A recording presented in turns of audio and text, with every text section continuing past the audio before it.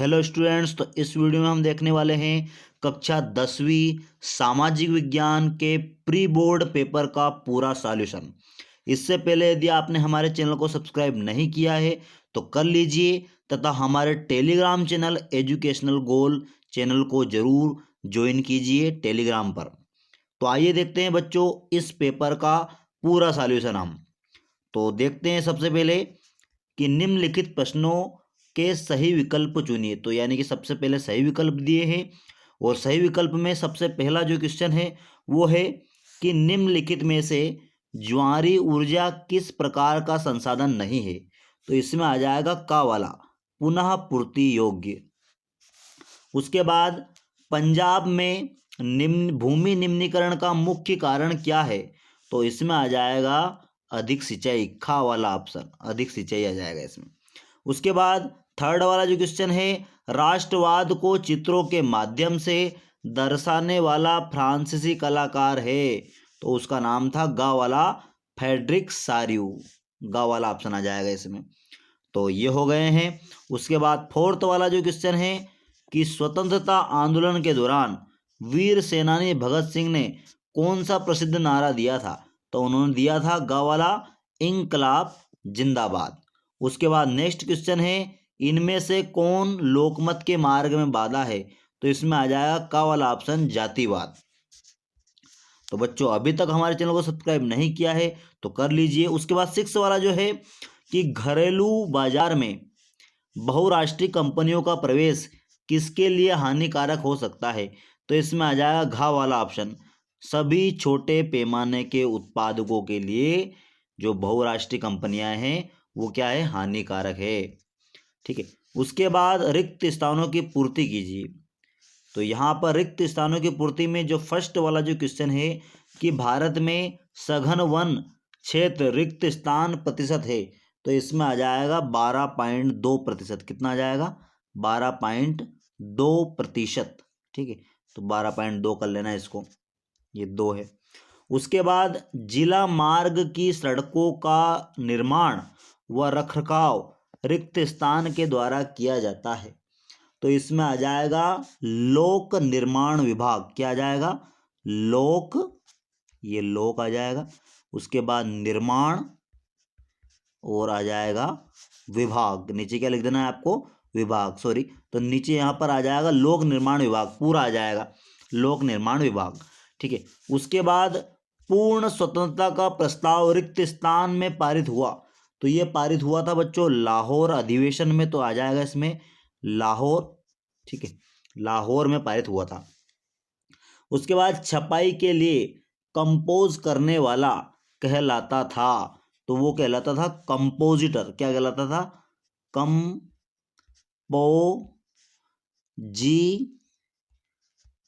Compositor कहलाता था। ठीक है। उसके बाद भारत की वर्तमान पंचायती राज व्यवस्था रिक्त स्थान संवैधानिक संशोधन पर आधारित है। तो इसमें आ जाएगा 73वें व 74वें।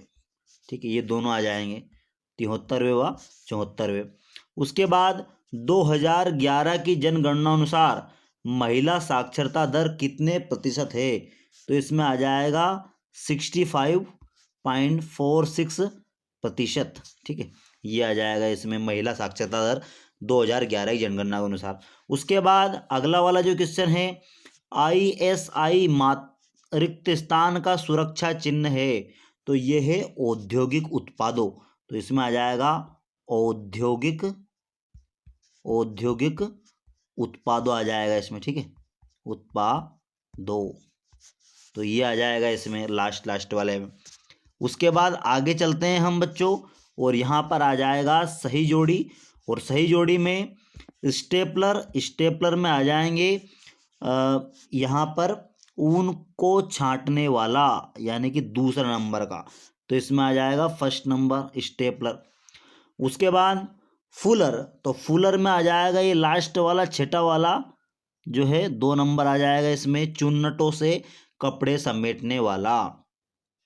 उसके बाद सिहली समुदाय, इसमें आ जाएगा श्रीलंका। उसके बाद फेडकोर संगठन, तो इसमें आ जाएगा बोलीविया। ठीक है। उसके बाद अलोकतांत्रिक देश, इसमें आ जाएगा चीन 5वें नंबर पर। उसके बाद सूती वस्त्र उद्योग, इसमें आ जाएगा अहमदाबाद 6वें नंबर पर। ठीक है, तो ये सारे हो गए हैं बच्चों आपकी सही जोड़ी। उसके बाद आगे चलते हैं हम, और आगे है एक शब्द या एक वाक्य में उत्तर। तो बच्चों यहाँ पर जो क्वेश्चन दिए गए हैं, मरुस्थली मृदा का रंग कैसा होता है, सिंहों का प्राकृतिक आवास स्थल कहाँ है, जालवेराइन क्या था, कॉर्नला क्या था, यूरोपीय संघ का मुख्यालय कहाँ स्थित है, शपथ पत्र से क्या आशय है, भारत में सर्वाधिक साक्षर राज्य कौन सा है। तो इन सभी प्रश्नों के उत्तर हम देखने वाले हैं। आइए देखते हैं।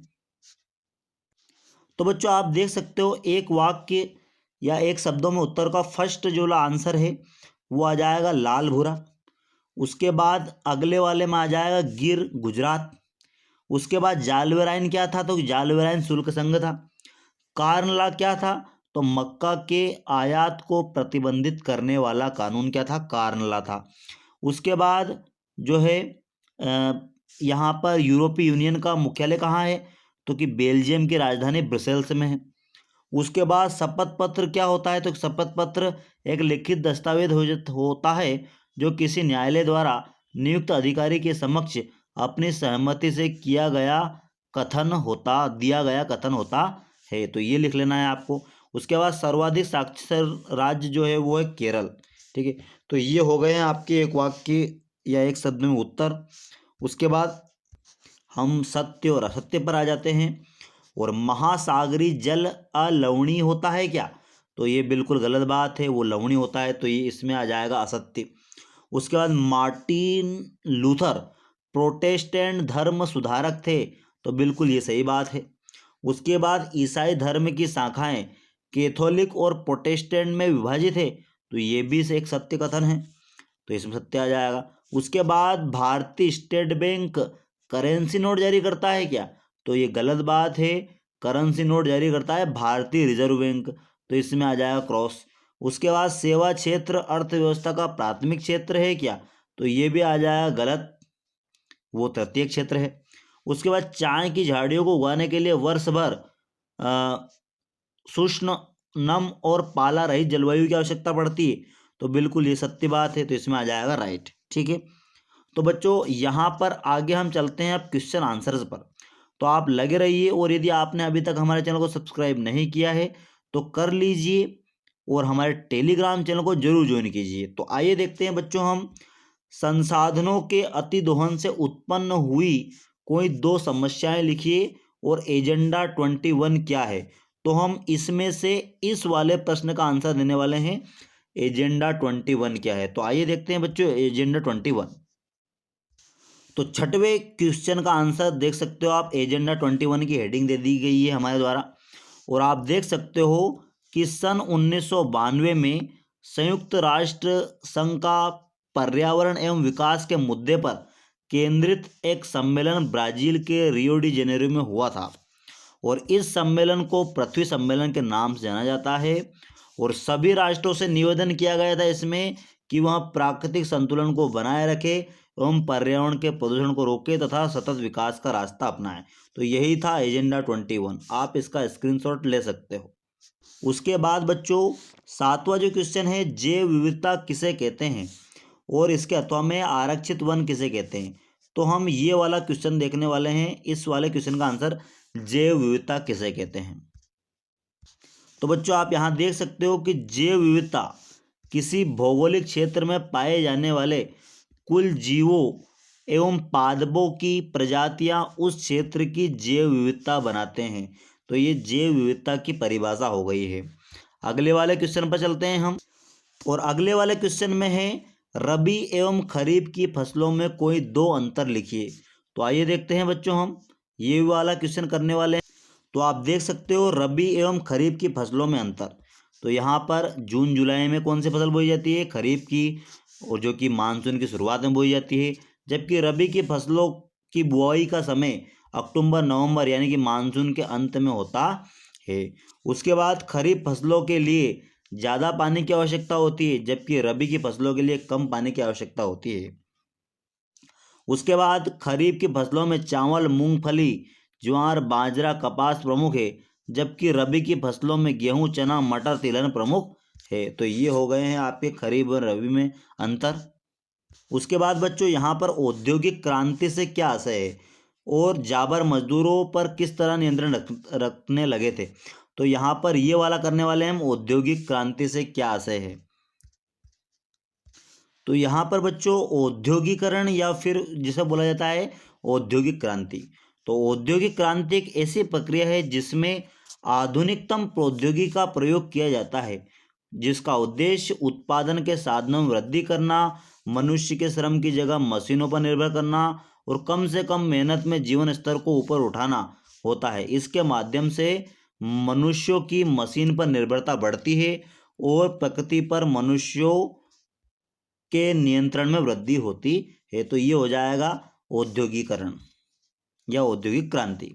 उसके बाद बच्चों यहाँ पर पंचांग किसे कहते हैं और गेली से क्या से। तो इसमें हम ये ऊपर वाला देखने वाले हैं, पंचांग किसे कहते हैं। तो बच्चों आप देख सकते हो पंचांग चांद सूरज की गति, ज्वार भाटा के समय और लोगों के दैनिक जीवन से जुड़ी कई अहम जानकारी देने वाला वार्षिक प्रकाशन पंचांग कहलाता है। उसके बाद नीचे 11 वाला जो क्वेश्चन है वो है एफ्रो अफ्रीकन क्या है। तो एफ्रो अफ्रीकन अश्वेत अमेरिकी या अश्वेत अमेरिकी या अश्वेत उन अफ्रीकी लोगों के वंशजों के लिए प्रयुक्त होता है जिन्हें 17वीं सदी से लेकर 19वीं सदी के प्रारंभ तक अमेरिका में गुलाम बनाकर लाया जाता था। ठीक है, तो बच्चों यहाँ पर हमने एफ्रो अफ्रीकन कर लिया है। अब यहाँ पर अगला वाला क्वेश्चन है कि तानाशाही सरकार की संक्षिप्त व्याख्या कीजिए। तो आइए देखते हैं हम तानाशाही सरकार की संक्षिप्त व्याख्या। तो बच्चों आप देख सकते हो तानाशाही सरकार, तानाशाही सरकार या तानाशाही शासन के तहत पूरी शक्ति एक व्यक्ति में के पास होती है। वह अपनी मर्जी से जो शक्तियां वह इस्तेमाल करता है और उसका आदेश कानून के समान ही होता है। संपूर्ण राजनीतिक शक्ति का स्रोत उसकी इच्छा है और उसकी शक्ति असीमित है। वह इस शक्ति का उपयोग कानून के अनुसार नहीं बल्कि अपनी इच्छा के अनुसार, अपने हुक्म के अनुसार करता है। तो यही क्या होती है तानाशाही सरकार, जिसमें शासन की पूरी शक्ति जो है वो एक व्यक्ति के पास होती है और वह अपनी मर्जी और अपनी इच्छा के हिसाब से कानून चलाता है। उसके बाद बच्चों 13 यानी 13 वाला क्वेश्चन है कि मुद्रा को विनिमय के माध्यम के रूप में स्वीकार क्यों किया जाता है। और नीचे दिया है वस्तु विनिमय प्रणाली से क्या आशय है। तो इसमें हम ये वाला क्वेश्चन यानी कि ऊपर वाला क्वेश्चन देखने वाले हैं। तो बच्चों आप यहाँ पर देख सकते हो कि मुद्रा का एक मुख्य लक्षण यह है कि लोग इसे बिना किसी संदेह के सौदों तथा ऋणों के भुगतान के लिए स्वीकार करते हैं। मुद्रा को विनिमय के माध्यम के रूप में स्वीकार किया जाता है क्योंकि मुद्रा किसी भी देश की सरकार के द्वारा अधिकृत होती है। तो ये हो जाएगा। उसके बाद नीचे ही 14वां वाला जो क्वेश्चन है कि वैश्वीकरण के 2 दोष लिखना था हमें। तो आइए देखते हैं बच्चों हम वैश्वीकरण के दोष। देख सकते हो आप कि आर्थिक असंतुलन पैदा होता है। उसके बाद देसी उद्योगों का पतन भी होता है। तो इनको एक्सप्लेन करके बताया है, आप इनका कैप्चर कर सकते हो। आर्थिक असंतुलन और उसके बाद देसी उद्योगों का पतन नीचे भी है, देख सकते हो आप, ये नीचे कुछ बच गया है यहाँ तक, ये यहाँ तक। ठीक है, तो इनको स्क्रीनशॉट और कैप्चर करके लिख लेना। उसके बाद बच्चों यहाँ पर उपभोक्ता जागरूकता से क्या अभिप्राय है और उपभोक्ता शोषण से बचने के कोई 2 उपाय लिखिए। तो हम ये वाला करने वाले हैं, उपभोक्ता जागरूकता से क्या आशय है।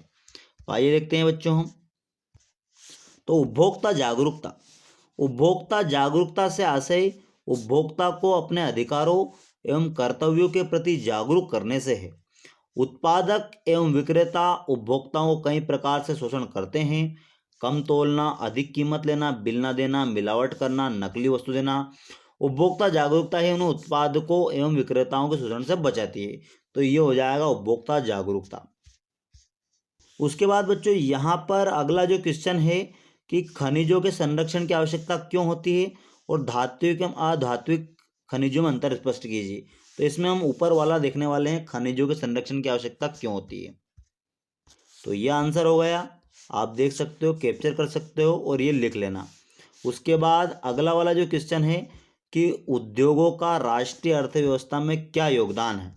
तो इस वाले क्वेश्चन का जो आंसर है 17 वाला क्वेश्चन, ये दे दिया है हमने 1 2 3 और 4 पॉइंट में दिया है, 5 पॉइंट में दिया है। कोई से 3 और 4 आप इसमें से नोट कर सकते हो। तो बच्चों इस वीडियो में अभी इतना ही, बाकी के 18वें से 23वें तक के क्वेश्चन के आंसर हम अगले वीडियो में देने वाले हैं। Thanks for watching this video.